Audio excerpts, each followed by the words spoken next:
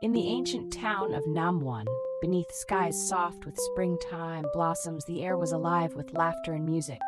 It was the day of the Dano festival, and the famous Gwanghalu Pavilion shimmered like a jewel above the lotus pond, drawing all hearts toward joy and wonder.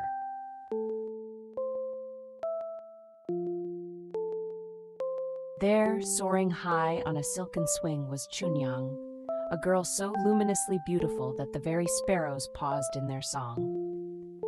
Daughter of a celebrated Jisayang, she possessed both the grace of a court dancer and the heart of a scholar's daughter, untamed and free as a swallow in spring.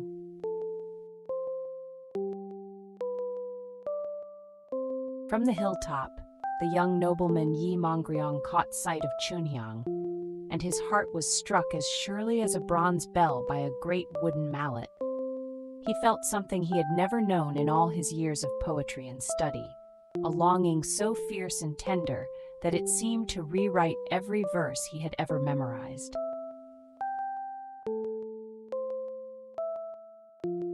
Summoning all his courage, Mongryong sent his servant Bangja to bring a message to Chunhyang, and at last they stood face to face in the lantern-lit courtyard of her home. Words tumbled between them like a mountain stream, poetry and promises, shy laughter and trembling glances, and before the night was over, two young souls had pledged themselves to each other.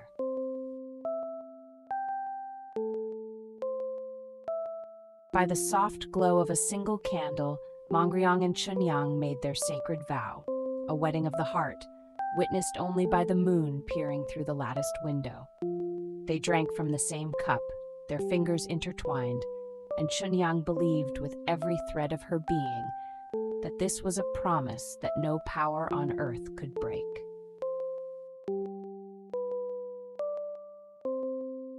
Then came the blow that shattered their tender spring. Mongryong's father was recalled to the capital, and the young man had no choice but to follow, leaving everything he loved behind. At the misty crossroads, Chunhyang clung to his sleeve and wept without shame, while Mongryong's heart cracked in two, for he could promise only one thing, that he would return.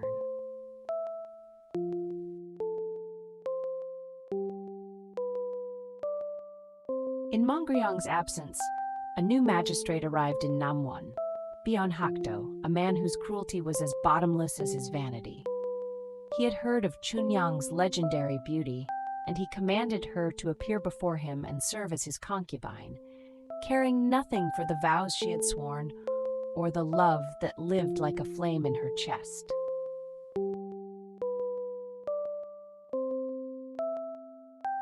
Chunhyang refused.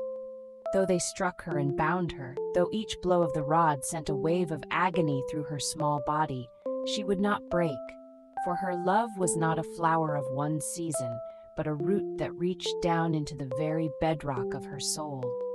"I am already someone's wife," she declared, her voice steady as a mountain, "and no magistrate's command can change what heaven has witnessed."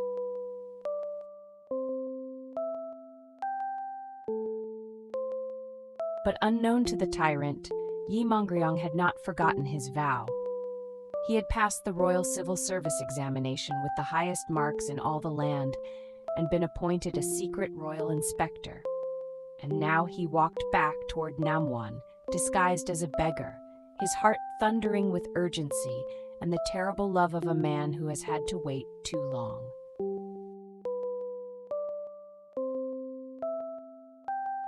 Mongryong slipped into the magistrate's grand birthday banquet like a shadow among flames. He watched the fat official revel in stolen luxury, surrounded by men who feared him too much to speak truth. And in that moment, Mongryong composed a devastating poem on a slip of paper, a poem that concealed within its elegant strokes a thunderous accusation, and had it sent to the magistrate's table.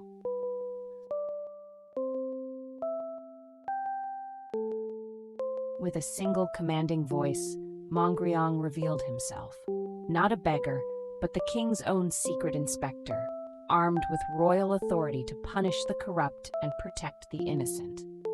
the hall erupted in gasps as Byeon Hakdo fell to his knees, and every wrong he had committed came crashing down upon him like an autumn mountain that had waited all season to release its snow.